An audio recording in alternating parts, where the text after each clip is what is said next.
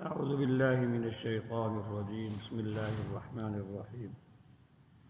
وَإِن جَاهَدَاكَ عَلَىٰ أَن تُشْرِكَ بِي مَا لَيْسَ لَكَ بِهِ عِلْمٌ فَلَا تُطِعْهُمَا وَصَاحِبْهُمَا فِي الدُّنْيَا مَعْرُوفًا وَاتَّبِعْ سَبِيلَ مَنْ أَنَابَ إِلَيَّ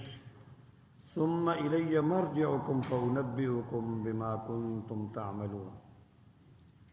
سورہ لقمان کی آیت نمبر 15 کی میں نے تلاوت کی ہے۔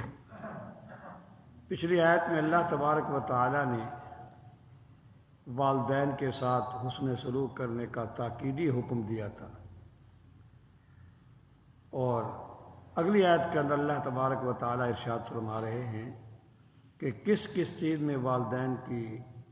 اطاعت کی اجازت ہے اور کس میں اجازت نہیں۔ فرماتے ہیں وَإِن جَاهَدَاكَ عَلَىٰ أَن تُشْرِكَ بِي مَا لَيْسَ لَكَ بِهِ عِلْمٌ، اگر تیرے والدین تجھ پر زبردستی کریں، تجھ پر دباؤ ڈالیں اس بات پر کہ تو میرے ساتھ کسی کو ایسی چیز کو شریک ٹھہرا جس کا تیرے پاس کوئی علم کوئی دلیل نہیں ہے تیرے پاس، تو پھر ایسی چیز میں اپنے والدین کی بالکل اطاعت نہ کر۔ یہاں تو شرک کا ذکر ہے کہ اگر والدین تجھے شرک میں مجبور کریں، جیسے میں نے ایک واقعہ پہلے سنایا تھا کہ ایک صحابی ذہن سے نام نکل گیا، وہ مسلمان ہوئے تو ان کو وہ سب سے چھوٹے بھی تھے اور والدہ سے بڑی محبت تھی اور والدہ کو ان سے بڑی محبت تھی، تو والدہ نے بیکاٹ کر دیا، کھانا پینا بند کر دیا جس کو آج کل کہتے ہیں بالکل، اور گھر سے بھی نکل گئی، کہا کہ میں سائے میں بھی نہیں آؤں گی، دھوپ میں پڑی رہوں گی اور کھاؤں گی بھی نہیں۔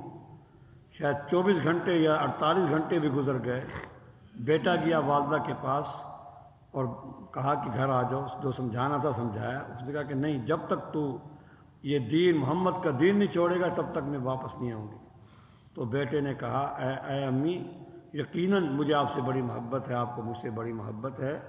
لیکن آپ کے اندر 100 روحیں ہوں اور میرے سامنے وہ نکلتی رہیں تب بھی میں دین محمدی نہیں چھوڑ سکتا۔ تو دین کے مسئلے میں ایک حسن سلوک ہوتا ہے اور ایک والدین کی اطاعت ہوتی ہے، دو الگ الگ چیزیں ہیں۔ فرمایا اگر تجھے مجبور کریں، وہ زور دبستی کریں اس بات پر کہ تو میرے ساتھ ایسی چیز کو شریک ٹھہرا جس کا تیرے پاس کوئی علم کوئی دلیل نہیں ہے، اور لوگ دیکھا دیکھی، بس والدین چونکہ مشرک تھے انہی کے دیکھا دیکھی وہ بھی مشرک بن گیا، فرمایا کہ فلا تطعهما، ان کی بالکل اطاعت نہیں کرنی۔ اور یہ ضابطہ ہے، خود حضور علیہ السلام نے ارشاد فرمایا لا طاعت لمخلوق فی معصیت الخالق، مخلوق کی ایسی طاعت جائز ہی نہیں ہے جس میں اللہ کی نافرمانی لازم آتی ہو۔ صرف یہی شرک نہیں ہے، کسی بھی قسم کا کوئی گناہ والدین کے کہنے کی بنا پر کہ بھئی مجھے والدین کہتے ہیں، بالکل جائز نہیں ہے، حتیٰ کہ استاد کہے تب بھی جائز نہیں، مالک کہے تب بھی جائز نہیں ہے، علاقے کا وڈیرا کہے تب بھی جائز نہیں۔ اگر ملک کوئی ایسا قانون بناتی ہے جو شریعت سے متصادم ہے، اس کی پیروی کرنا بھی جائز نہیں ہے، اس کی پیروی کرنا بھی جائز نہیں۔ اور ایک جگہ میں نے یہ بھی پڑھا تھا، یہ بھی سن لیں، اگر کوئی ایسا قانون ہے جو شریعت سے متصادم نہیں ہے، اس کو توڑنا جس طرح قانوناً جرم ہے، اس طرح شرعاً بھی جرم ہے۔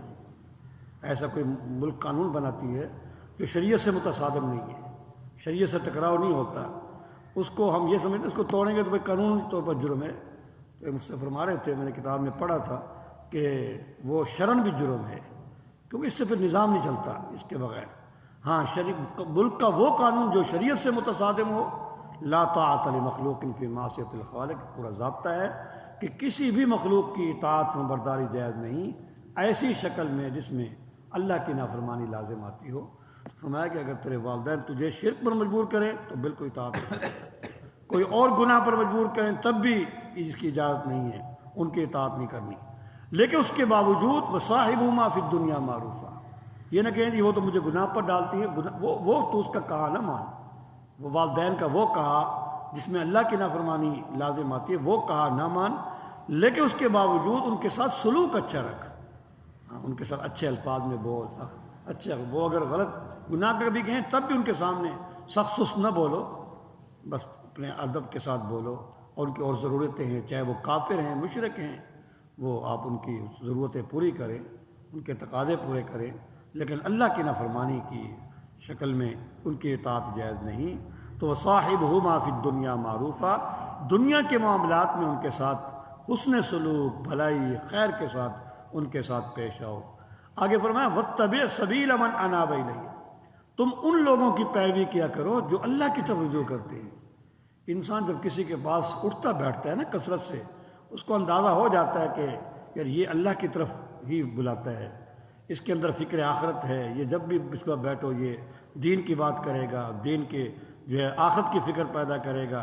آخرت کی تیاری کا کہے گا۔ ایسے آدمی کی صحبت میں بیٹھے اور ایسے آدمی کی اتباع بھی کرو، اس کی تقلید بھی کرو۔ واتبع سبیل من اناب الیہ، اس شخص کے راستے کی پیروی کرو جس کو تم دیکھتے ہو کہ اللہ کی طرف رجوع کیا ہوا ہے، اللہ ہی کی طرف اس کا جو ہے ہر وقت توجہ رہتی ہے، تو وہ انسان کبھی بھی کسی کو بھٹکاتا نہیں ہے، غلط راستے پر نہیں ڈالتا۔ تو فرمایا واتبع سبیل من اناب الیہ، لیکن ہم تو ہمارا حال یہ ہے ہمیں پتہ ہی نہیں ہے کہ یہ کون ہے، بس کوئی پیج پر آ گیا اس کو پڑھنا شروع کر دیا، اس کی اطاعت شروع کر دی، اس کی فرمانبرداری شروع کر، پتہ بھی نہیں اس کے کردار کا، ذرہ برابر بھی پتہ نہیں ہوتا یہ کیسا ہے، شکل تو سے تو کچھ بھی نہیں ہوتا۔ مجھے یاد ہے جب وہ ہم چھوٹے تھے، جب قومی اسمبلی میں تحریک چل رہی تھی ختم نبوت کی قادیانیوں کے حوالے سے، بھٹو نے یہی کہا تھا مفتی صاحب کو، اس کی شکل تو آپ سے زیادہ اللہ والی ہے، اس کی شکل تو آپ سے زیادہ اللہ والی ہے۔ تو یہ شکل نہیں ہوتی، کچھ اور چیزیں بھی تو ہوتی ہیں نا۔ بھٹو نے یہی کہا تھا مفتی صاحب کو ایسی مجلس کے اندر بیٹھ کر نا، اب بڑی سناتے ہیں تو فرماتے ہیں کہ نہیں، جو منیب اللہ ہے، جو اللہ کی طرف رجوع کیے ہوئے، اس کی نشانی موٹی یہ ہوتی ہے، اس کی مجلس میں بیٹھو گے آنکھوں میں آنسو آ جائیں گے، رونا ہوگا، چھیڑ چھاڑ نہیں ہوگی، لڑائی جھگڑا نہیں ہوگا، بس اللہ کی طرف بلانا ہوگا اور آخرت کی فکر اس کے مجلس کے اندر پیدا ہوگی، بھئی اپنی آخرت کی تیاری کرو۔ یہ حالات ہوتے ہیں۔ فرمایا کہ ثم الیہ مرجعکم، پھر یہ بھی یاد رکھو میری طرف تم سب کا لوٹنا ہے۔ فانبئکم بما کنتم تعملون، میں تمہیں ضرور اس چیز کی خبر دوں گا جو تم جانتے تھے، جو تم عمل کرتے تھے، تمہارے عمل کی ایک ایک چیز میرے پاس محفوظ ہے، میں تمہیں اس کی خبر دوں گا۔ اور یہ ہمارا علم یا ہمارا خبر دینا اس مقصد کے لیے ہوگا کہ وہاں جزا سزا کا عمل ہوگا۔ الحمدللہ۔